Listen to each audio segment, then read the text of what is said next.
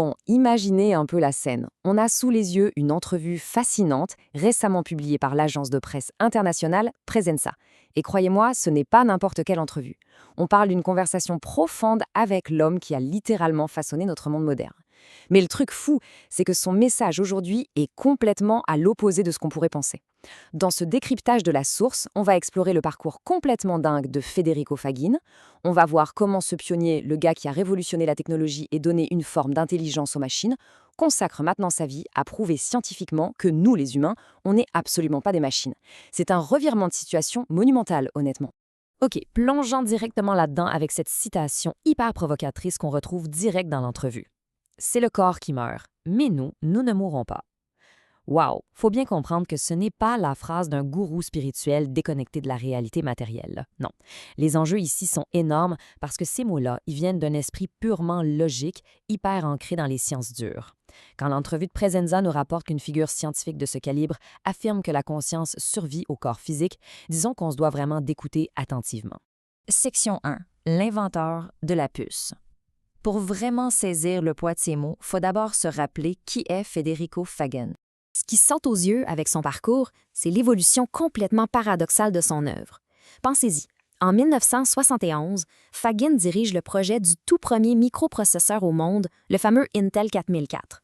Bref, c'est lui qui a donné un cerveau à nos ordinateurs. Ensuite, en 1986, il cofonde Synaptics, l'entreprise derrière les écrans tactiles de nos téléphones. C'est énorme! Mais là, bam, en 2011, virage à 180 degrés. Il crée une fondation dédiée à l'étude scientifique de la conscience. C'est quand même le paradoxe ultime, non? L'homme qui a passé des décennies à perfectionner les machines met maintenant toute son énergie à prouver que l'essence humaine, mais ça ne se réduit pas à un simple mécanisme.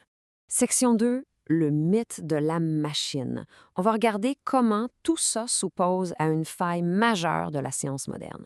Dans l'entrevue, il utilise le terme « scientisme ». C'est quoi exactement? Eh bien, selon lui, c'est cette croyance tenace qu'on serait juste des simples machines biologiques. Et le problème avec cette vision, c'est que si la machine brise, on essaie de la réparer par l'extérieur. Il donne l'exemple de la psychiatrie moderne. Le petit grain de sable dans l'engrenage est super souvent traité uniquement avec des pilules. La source souligne vraiment fort à quel point cette approche matérialiste ignore complètement notre monde intérieur. C'est comme si on décrétait à tort qu'il n'y a absolument rien d'autre en nous que de la matière. Section 3. Matière, mental et esprit. Pour contrer ce scientisme, Fagin arrive avec un changement de paradigme radical. Et ça illustre brillamment comment la source décortique l'univers en 3 réalités fondamentales qui sont toutes reliées. Premièrement, on a la matière, donc les objets physiques qui bougent dans l'espace-temps, classique. Deuxièmement, le mental, qu'il définit comme l'aspect vraiment computationnel du champ conscient qui nous sommes. Mais attention, le plus important, c'est le troisième, l'esprit. C'est littéralement là que se trouve l'expérience consciente, nos sensations, nos sentiments profonds. Pour lui, la conscience, c'est une propriété directe de l'esprit, quelque chose de beaucoup, beaucoup plus profond que nos simples neurones. Bon, c'est là qu'on rentre dans le cœur de son argument scientifique. On connaît tous un peu la physique classique, n'est-ce pas? Celle qui décrit notre monde matériel à l'extérieur. Mais Fagin va plus loin. Il explique que la physique quantique touche en fait à la dimension spirituelle, aux probabilités de la conscience. Elle sert à calculer les probabilités de ce qui pourrait se manifester. Et c'est l'esprit, avec son libre arbitre, qui va prendre la décision consciente de ce qui va se manifester dans notre espace-temps. En gros, il dit que la science actuelle se trompe royalement en refusant de valider ce processus intérieur. Section 4. Le piège de l'IA. Toute cette incompréhension de la conscience nous amène à un sujet super chaud en ce moment, l'intelligence artificielle. Regardons un peu la distinction que fait l'entrevue. Pour un physicien pur et dur, l'information, c'est juste la capacité à reconnaître un symbole mathématique et à calculer sa probabilité. Point final. La machine s'arrête là, elle manipule des symboles qui n'ont au fond aucun sens pour elle. Mais pour nous, la conscience humaine, il y a la signification. C'est le vrai sens, le ressenti intérieur, notre compréhension profonde de ces symboles. C'est pour ça que Fagin lance un gros avertissement dans la source. Utiliser le terme « intelligence artificielle », c'est vraiment problématique, parce que la machine ne ressent absolument rien. Il va même jusqu'à comparer cette manipulation des mots aux tactiques des dictateurs pour contrôler notre perception de la réalité. Faut le faire.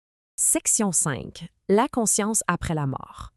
Mettons la physique quantique de côté 2 secondes pour parler du côté super-humain de cette histoire. Donc, le point crucial, c'est ce chiffre, 49. C'est l'âge qu'avait Federico Fagin quand il a frappé le mur de l'existence. Le gars avait tout, une carrière de fou, un succès phénoménal, tout ce qui est censé nous rendre heureux selon la société. Mais la réalité, il a réalisé qu'il était profondément malheureux. Il avoue très candidement qu'il faisait juste semblant qu'il jouait le rôle de la personne qui a réussi.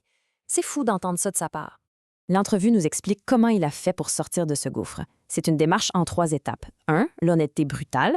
Il a fallu qu'il arrête de faire semblant et qu'il admette son propre malheur. 2. Assumer ses responsabilités. Et la surprise, il a réalisé que son vrai problème, c'était son indifférence envers les autres, son inaction intérieure. Le simple fait de ne pas offrir un sourire ou un bout de pain à quelqu'un dans le besoin. C'est en assumant ce manque d'empathie qu'il a pu passer à l'étape 3. Vivre un éveil intérieur hyper puissant, une expérience qui lui a montré qui il était vraiment.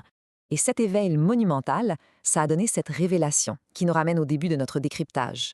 La mort n'existe pas, je suis ce champ d'amour qui existe même en dehors de mon corps. Il soutient que quand notre corps lâche, la conscience individuelle ne s'éteint pas du tout. Elle survit en tant que partie d'un tout beaucoup plus grand, une conscience globale interconnectée. C'est comme si le temps de notre vie physique en avait juste oublié l'existence de ce grand tout. Section 6. Changer le monde de l'intérieur. Maintenant, comment on connecte ces grandes révélations spirituelles avec nos problèmes concrets d'aujourd'hui? Parce qu'on s'entend, avec la crise climatique, l'Anthropocène et les conflits mondiaux, on a tendance à chercher des solutions à l'extérieur, en se battant ou en imposant des choses. Mais l'analyse de Fagin, relayée par Presenza, est claire, c'est une voie sans issue. On ne peut pas forcer le monde extérieur à changer. Le vrai changement mondial, le seul qui soit durable, il doit commencer de l'intérieur. En gros, c'est en faisant le travail difficile sur soi-même, en remplaçant notre propre indifférence par de la conscience, qu'on devient un exemple vivant. C'est par cette transformation personnelle qu'on montre concrètement aux autres que le changement est possible. Ce qui nous laisse avec une sacrée réflexion pour terminer l'analyse de ces sources.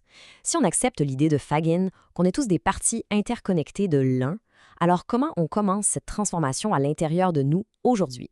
On ne parle plus de reprogrammer la société de l'extérieur, là.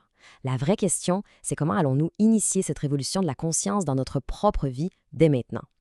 Je pense que c'est une invitation absolument fascinante à repenser notre place dans l'univers.